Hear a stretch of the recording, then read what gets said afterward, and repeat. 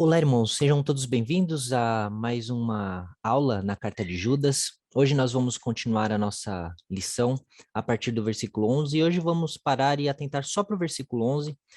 Tem bastante coisa para a gente ver nesse versículo, então deixa eu já compartilhar minha tela com vocês. Vamos lá.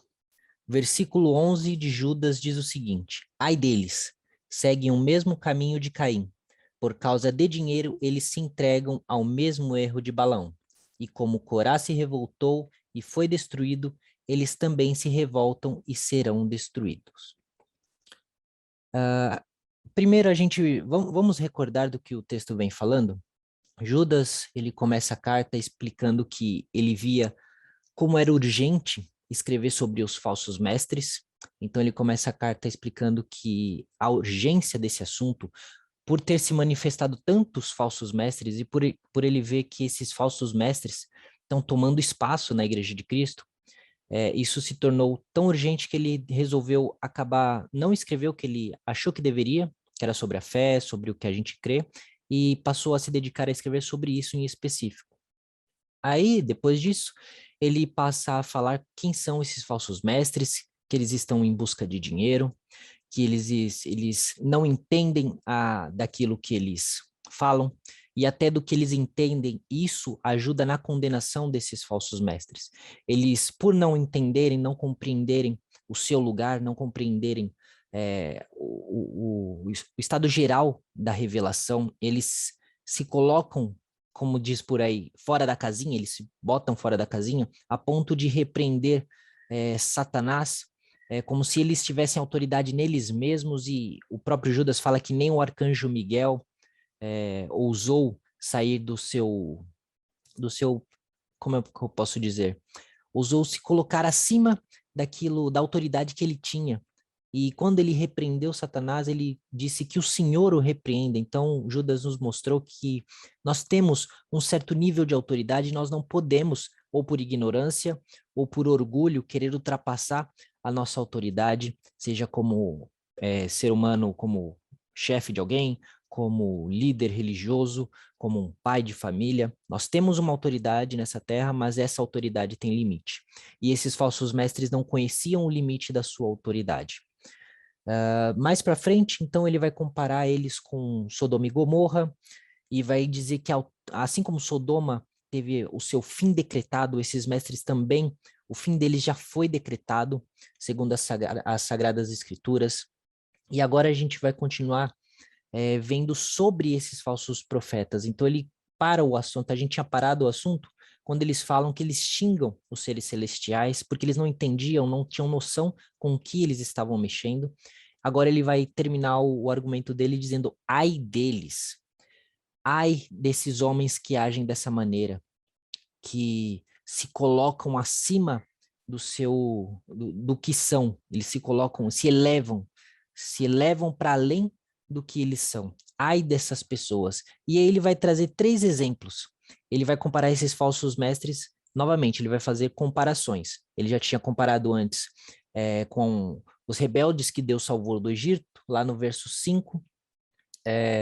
Ele os comparou com os anjos que se tornaram demônios, também lá no verso 6, e ele já tinha comparado eles com os moradores de Sodoma e Gomorra no verso 7. Agora, no verso 11, ele vai comparar ele com Caim, com Balaão e com Corá. Caim, vamos começar vendo Caim. Caim, ele matou Abel, todo mundo conhece a história. E por que Caim matou Abel? Caim matou Abel por inveja. Nós podemos relacionar esses falsos mestres, por quê? Porque eles veem a oferta sincera dos cristãos, ele vê que Deus se agrada do verdadeiro culto dos cristãos, Deus se alegra com o viver, com a vida do cristão. Enquanto eles, por pura religiosidade, veem a sua oferta, veem a sua vida sendo rejeitada por Deus, e isso os enche de inveja, os enche de ira. E foi exatamente essa ira que levou Abel a matar. Abel não, levou Caim a matar Abel. A oferta de Caim, ela não foi recusada porque eram vegetais, e a de Abel não foi aceita porque era um um cordeiro. Deus ainda não tinha instituído o modelo de oferta. E mesmo quando instituiu, Deus não instituiu apenas a oferta com o carneirinho, tinha a oferta com as pombinhas, você tinha também a oferta com cereais, que eram agradáveis a Deus. Então, o problema não está no animal ou no vegetal, estava no sentimento de Caim, quando ele pega apenas um pouco daquilo que ele tinha. Ele não entrega a sua primícia, ele não entrega aquilo que é prioridade, ele não entrega o seu melhor. Ele entrega apenas aquilo que deu para ele entregar naquele momento. Eu peguei aqui Gênesis 4, versículo 3 e 4 diz o seguinte: no tempo da colheita, Caim apresentou parte de sua produção como oferta ao Senhor. Detalhe para o parte. Ele ofereceu apenas parte de sua produção, dando um sentido de tipo, ele ofereceu o que deu, o que tinha na hora. Ele não tinha preparado, antes de oferecer, ele não havia já preparado, falando, não, a partir de agora, eu sei que eu vou oferecer algo para o Senhor, então já vou, antes de plantar, já vou preparar o que eu vou oferecer. Não, ele pegou parte da colheita dele e ofereceu ao Senhor. Abel, por sua vez, no verso 4, ofertou as melhores porções dos cordeiros dentre as primeiras crias do seu rebanho. Abel, diferente. Ele já sabia que ele ia oferecer a primeira cria dos cordeiros entre o seu rebanho. E a gente sabe que quem cria rebanho, ele depende das crias para continuar o seu rebanho. Então, Abel, ele ofereceu tanto o que ele tinha de melhor, como o que dependia a sua riqueza. Porque na época eles não tinham dinheiro. A riqueza de Caim, a riqueza de Abel, é o que eles poderiam usar como troca por outras coisas. Então ele ofereceu a garantia do seu futuro financeiro, vamos dizer assim, entre aspas, o seu futuro financeiro, ele confiou em dar aquele melhor, crendo que aquilo não iria lhe fazer falta, mas que aquilo era o melhor dele para Deus. A gente tem o princípio de Abel aqui, que é dar o seu melhor a Deus. E aqui não necessariamente a gente precisa falar que você precisa dar todo o seu dinheiro, ou necessariamente precisa ser dinheiro, mas se trata em oferecer o melhor que você tem a Deus. É disso que o texto trata. A gente não vai entrar aqui em questões de dízimo ou de oferta, não. Se trata da disposição do coração de Abel em relação à disposição do coração de Caim. E aí ele vai falar aqui no verso 4, na continuação, o Senhor aceitou Abel e sua oferta. Repare, o Senhor aceitou Abel e sua oferta. Não apenas a oferta, nem somente Abel. Ele aceitou Abel e sua oferta, porque as duas coisas caminham juntas. Mas não aceitou Caim e sua oferta. Caim se enfureceu e ficou transtornado. Por quê? Porque não foi aceito. E ao invés de Caim reconhecer o seu erro e reconhecer que foi por causa do seu erro que ele não foi aceito, ele se irou, ele ficou transtornado, traz aqui essa tradução. Eu não anotei agora qual é a tradução, mas pode ser que seja NVT ou NVI, não sei agora. Você vai ver então no verso 6 de Gênesis, nesse mesmo capítulo, Deus tem a famosa frase de Deus tentando coagir Caim a não cair no seu pecado. Ele diz, por que você está tão furioso? O Senhor perguntou a Caim, por que está tão transtornado? Se você fizer o que é certo, será aceito, mas se não o fizer, tome cuidado. O pecado está à porta, à sua espera e deseja controlá-lo, mas é você quem deve dominá-lo. Aqui Deus, ele deixa claro o porquê a oferta de Caim não foi aceita. Não foi, como eu disse, não foi porque eram vegetais. Ele diz aqui, se fizer o que é certo, será aceito. Foi a atitude de Caim que o reprovou. Então, dessa forma, a gente entende que os falsos mestres, sempre relacionando isso que eu estou falando com o contexto geral da carta de Judas. Os falsos mestres, eles agem dessa forma. Eles não agem com a conduta que Deus aprova e ainda exigem serem aceitos. E quando não são aceitos e vêm outros que agem diferente deles serem aceitos, eles se enfurecem, eles se transtornam.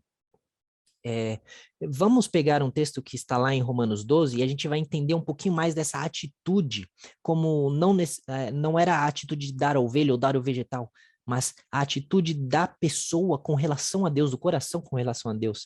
Em Romanos 12, 1, a gente lê o seguinte, portanto, irmãos, suplico-lhes que entreguem seu corpo a Deus por causa de tudo que ele fez por vocês, que seja um sacrifício vivo e santo do tipo que Deus considera agradável. Essa é a verdadeira forma de adorá-lo. Ou essa é a sua adoração espiritual, ou esse é seu culto racional, como trazem algumas traduções. Então, o que Paulo nos esclarece aqui é o porquê Caim foi rejeitado e porquê Abel foi aceito. Porque Abel, ele ofereceu o que ele tinha de melhor, a sua vida refletia um caráter santo, e por a sua vida refletir um caráter santo, ele preparou, ele separou o que ele tinha de melhor para Deus, porque ele sabia que era para Deus. Você não dá qualquer coisinha para Deus. Você não dá o que sobra para Deus. Você não dá o que sobra nem para o seu filho. Pelo menos a gente espera que não. Não para um amigo que você gosta muito, para o seu marido, para sua esposa. Você sempre quer dar o melhor para as pessoas que você ama, para as pessoas que são importantes na sua vida. Qual a importância de Deus? Deus, ele é a coisa mais importante da sua vida, ainda que você não o considere. Se você o considera, então quão mais importância você tem que levar Deus na sua vida? Partindo para o próximo exemplo, esse foi Caim. Ele relacionou os falsos mestres com Caim, que foi invejoso, que andava com uma péssima conduta e mesmo assim sentiu inveja e foi até vias de matar o seu irmão por causa da sua inveja. Agora ele vai falar de Balaão. Ele fala lá no verso 10. 10 não, no verso 11. Por causa de dinheiro, eles se entregam ao mesmo erro de Balaão. Balaão é conhecido por ser ganancioso, por ser o homem que se vendeu por conta de uma grande quantia. Vamos lembrar rapidamente quem foi Balaão. E por isso que eu estou falando que eu queria manter a gente aqui só nesse versículo. Olha quanta coisa a gente tem para falar em um único versículo. Balaão, ele não era israelita, porém ele era conhecido por ser um adivinho ou profeta. Naquela época, adivinho e profeta, eles tinham basicamente a mesma... Eles eram conhecidos basicamente como a mesma pessoa. Existiam... É que a gente hoje tem um olhar para adivinho como aquelas pessoas que tentam ler o futuro, leem as mãos. Naquela época não era assim. Geralmente, claro, a gente não pode generalizar, eu nem sou historiador para saber disso com precisão, mas geralmente adivinhos eram tidos como profetas e muitas vezes profetas como adivinhos. Então ele era conhecido por ser um profeta que conhecia o Deus de Israel. Ele não era um devoto, ele não era um servo do Deus de Israel, porém ele conhecia. Da mesma forma como nós hoje temos conhecimento, até por conta da cultura pop, de Thor, que é o deus do trovão dos nórdicos, ou mesmo de Zeus, que é o deus pai dos gregos, né? Enfim, da mesma forma que nós conhecemos tantos nomes de deuses aí por aí, esse Balaão, ele conhecia o Deus de Israel, conhecia o nome do Deus de Israel.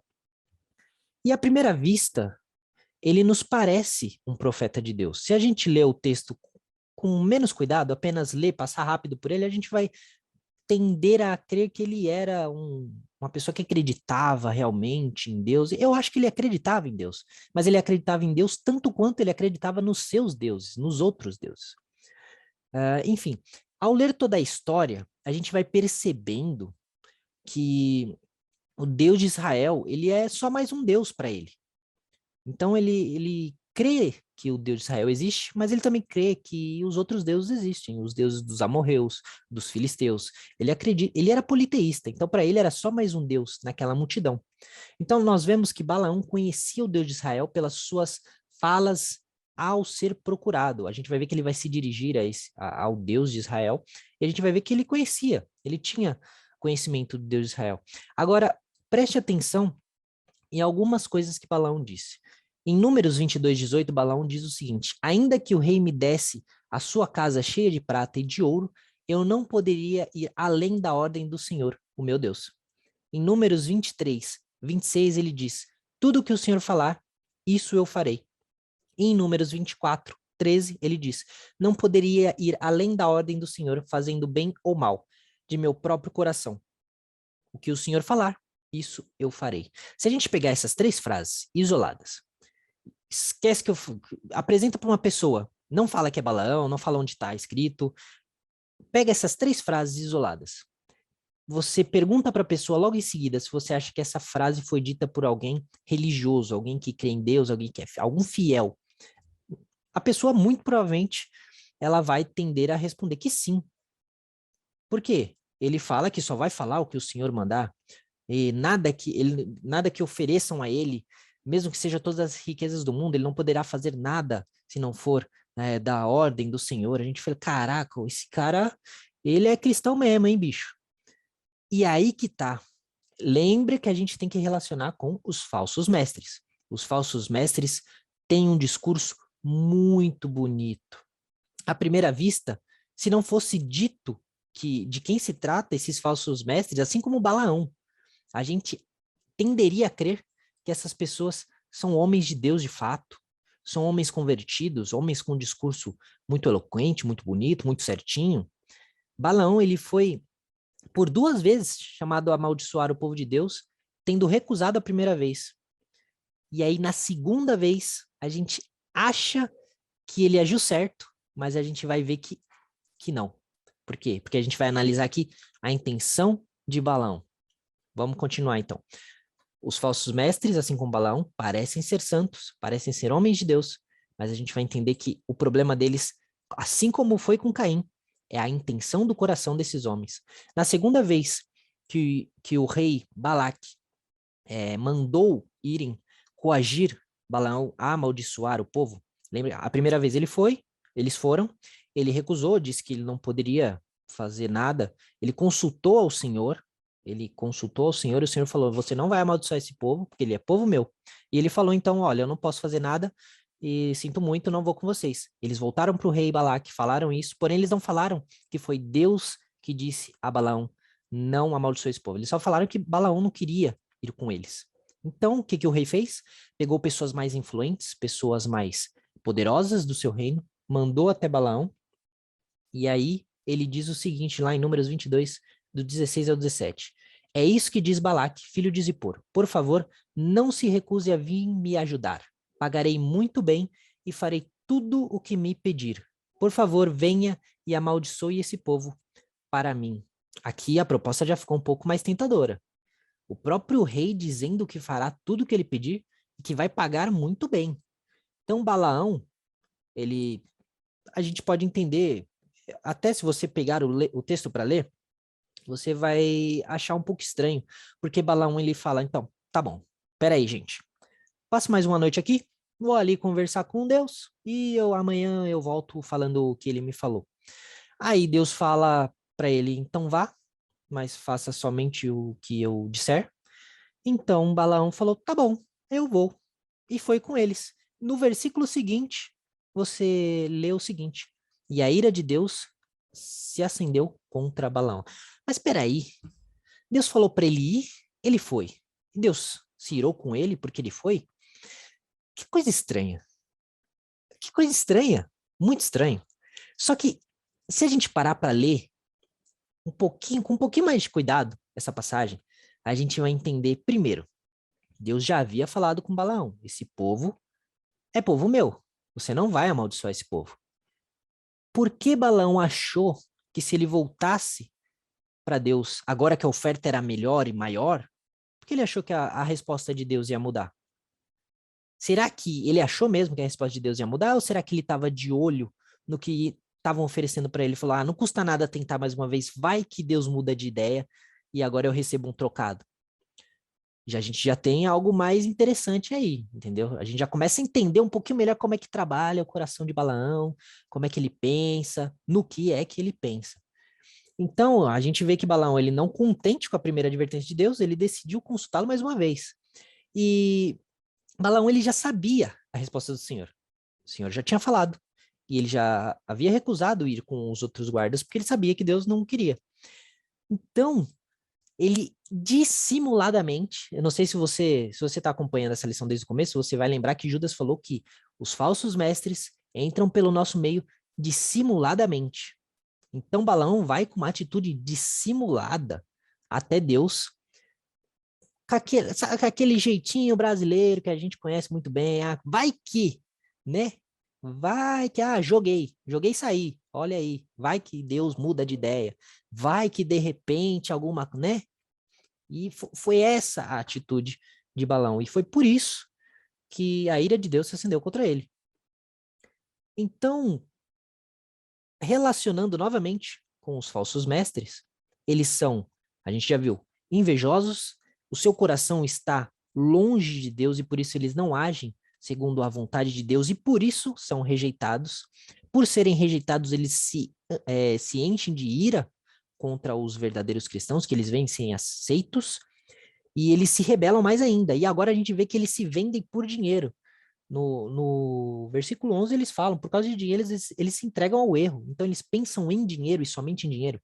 Você pode pegar aí todos os pastores que você vê, os primeiros pastores que vier na sua mente, que pregam doutrinas estranhas, eles são ricos. Pode puxar da memória, pode até ser que tenha um ou outro que não são, mas se você puxar os primeiros aí que você puxar na memória, você vai lembrar de alguém que eles têm igrejas lotadas, igrejas gigantes, eles são milionários. Eles têm igreja em todo lugar no nosso país. E eles estão pensando em quê? Judas vai falar aqui, em dinheiro. E por pensarem em dinheiro, eles cometem o mesmo erro de Balaão. Eles vão contra a vontade de Deus, até, se necessário, dissimulando, para conseguirem abocanhar mais uma casquinha. Então, Deus faz o que é dito em Romanos 1, ele faz aqui com Balaão. Ele entrega o homem aos seus desejos. Só que ele deixa claro, vamos ler lá de novo, números 22 e 20. Se aqueles homens vieram chamar-te, então levante e vai com eles. Porém, farás somente o que eu te disser. Então Deus falou, você tá teimando, você quer ir mesmo por causa do dinheiro? Então vai, meu amigo, vai. Mas você só vai fazer o que eu te disser. Balaão também é dito como exemplo, pois ele se utilizou de artimanhas, de jeitinho, que não é tão brasileiro aqui, né? Para enganar o povo. Balaão ele pensava, já que não podemos amaldiçoar o povo, porque ele está protegido por Deus, então a gente talvez possa afastá-los de Deus. Porque se a gente afastá-los de Deus, eles não vão ter mais a proteção de Deus. Se eles não tiverem mais a proteção de Deus, eu posso amaldiçoá-los e aí eu ganho meu dinheiro, o rei fica feliz, Deus vai castigá-los porque eles se afastaram, fica tudo bem, tá tudo certo, maravilhoso. Esse é o verdadeiro coração de Balaão.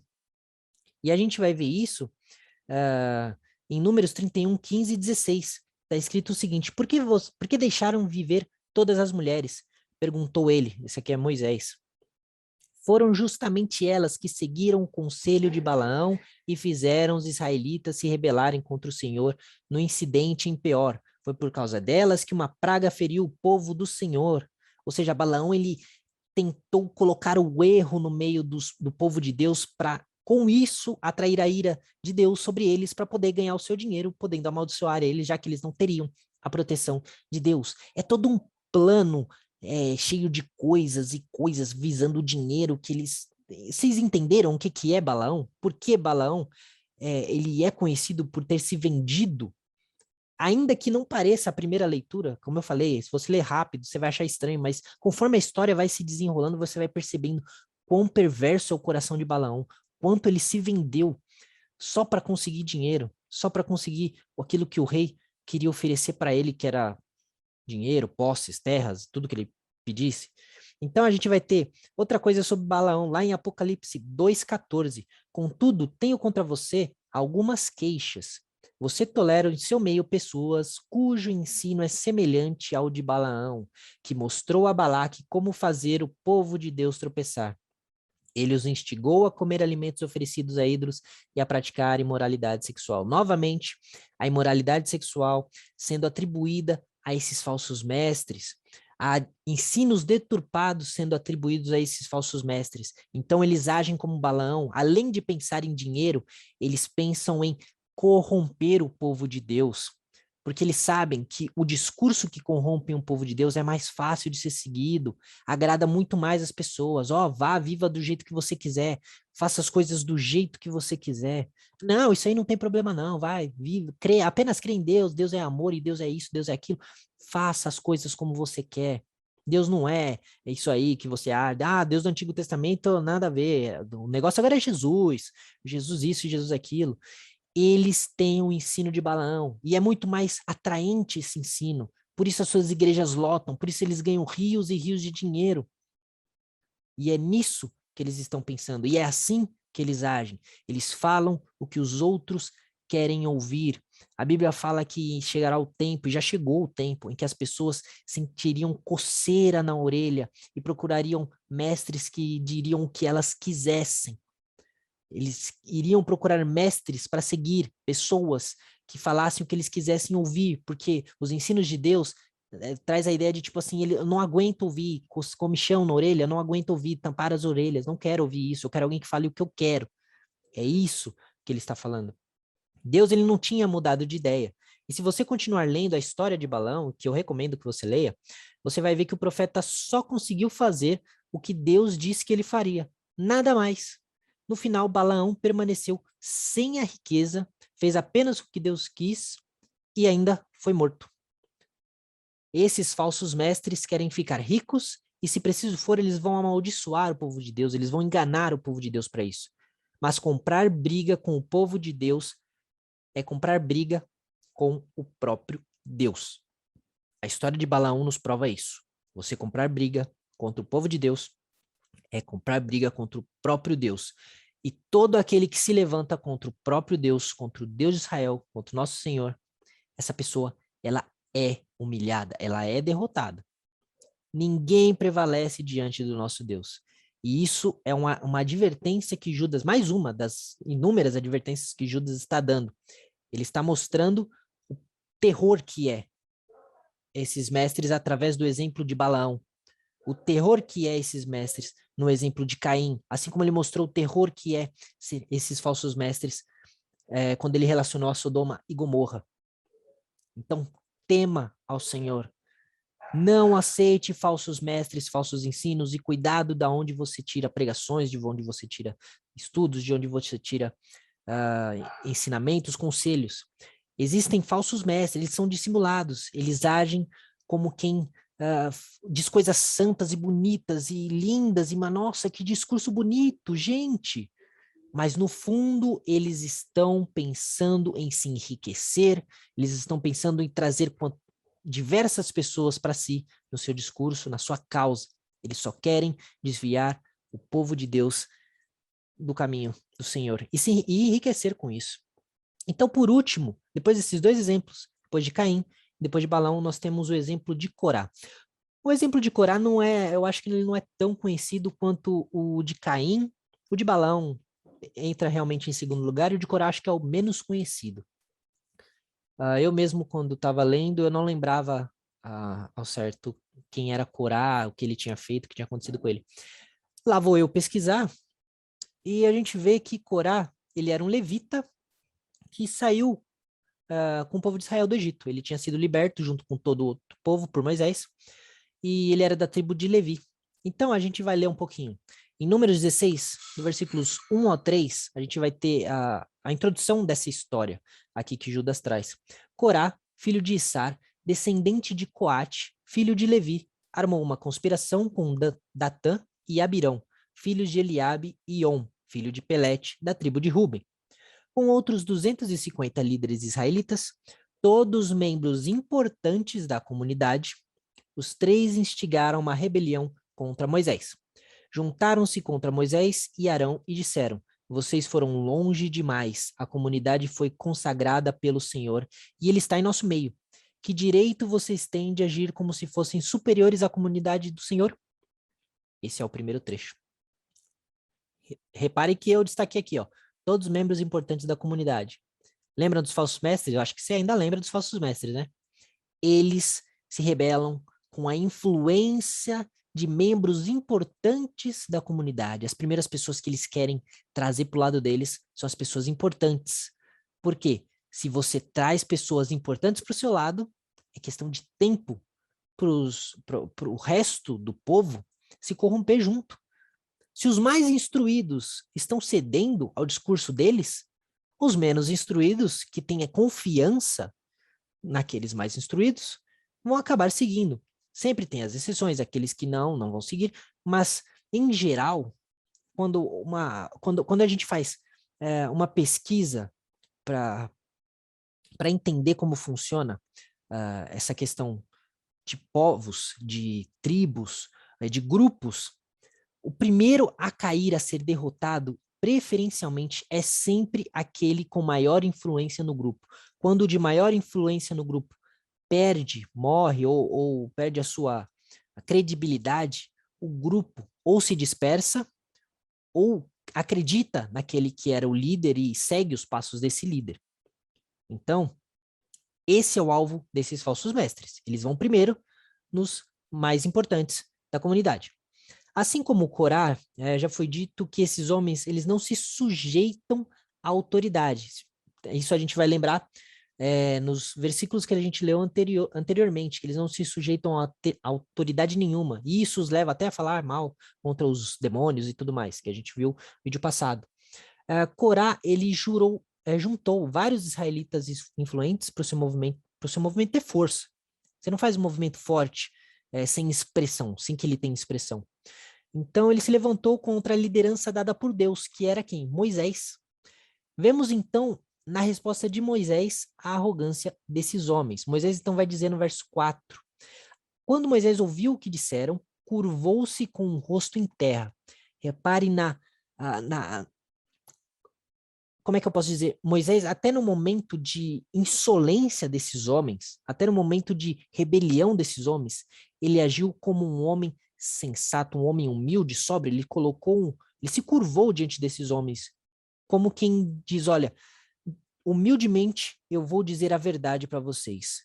E eu vou fazer isso não porque eu sou maior do que vocês, não porque eu sou melhor do que vocês, mas porque eu sei que quem me levantou foi Deus. Então eu vou me curvar e vou deixar ele responder por mim. E a gente vai ver aqui, ó, o que vai acontecer. No versículo 5. Em seguida disse a Corá e a seus seguidores: amanhã cedo o Senhor nos mostrará quem pertence a ele e quem é consagrado. Só trará à sua presença aqueles que ele escolher.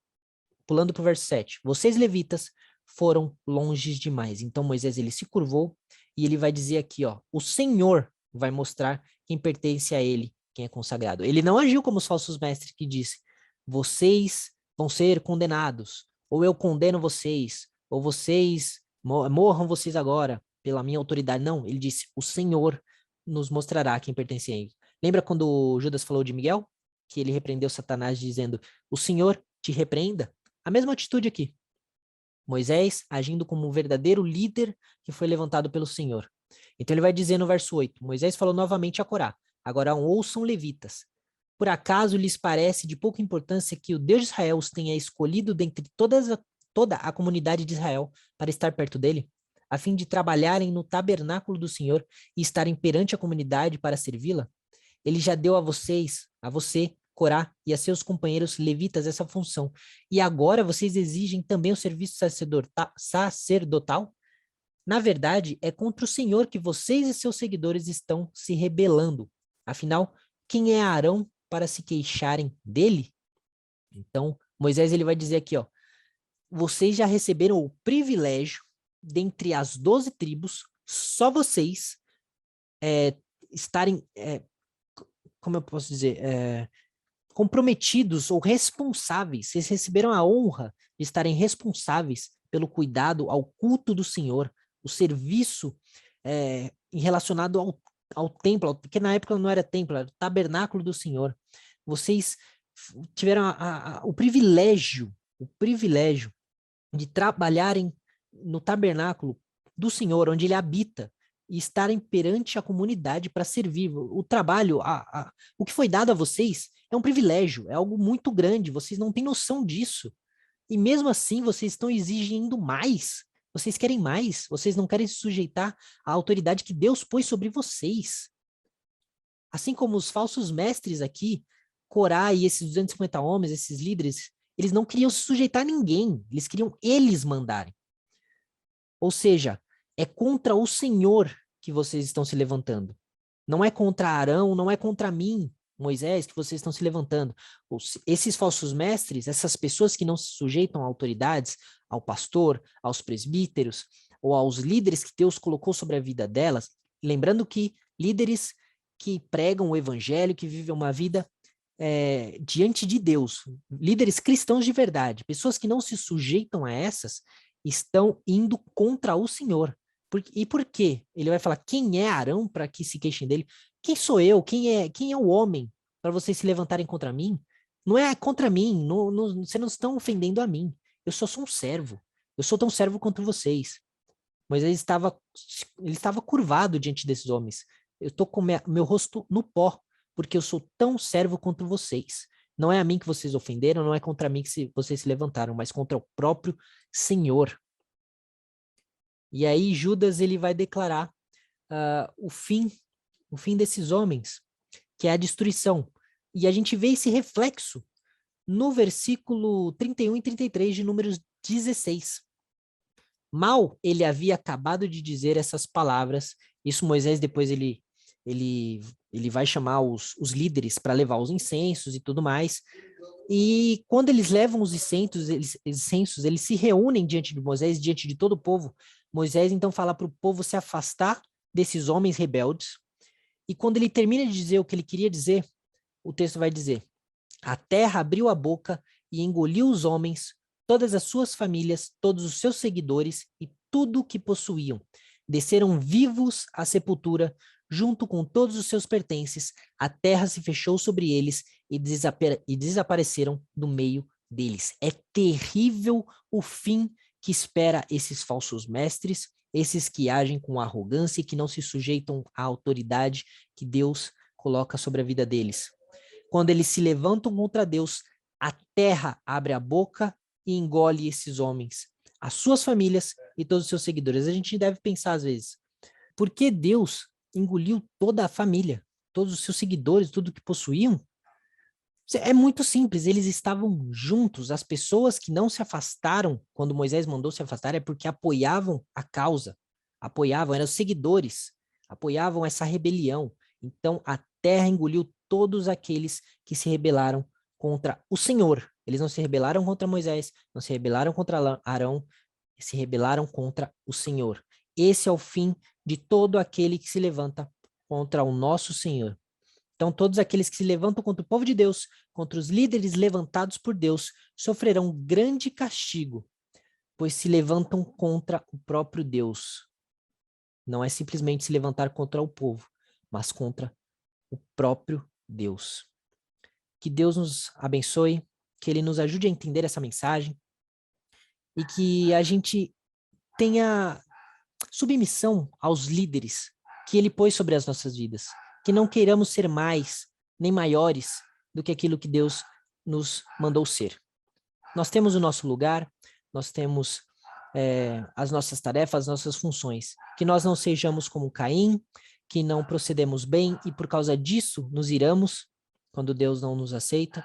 Que não sejamos como Balaão, que por causa de dinheiro se vendeu, quis fazer coisas contrárias à vontade de Deus porque tinha ganhos financeiros, e que não sejamos como Corá, que se levantou rebeldemente contra o próprio Deus, quando ele se colocou contra a liderança que Deus instituiu. Cuidado com esses falsos mestres. E mais cuidado ainda, para que no seu coração você não alimente conduta nem sentimentos que te levem a ser como esses falsos mestres. Certo? Obrigado. Até a próxima.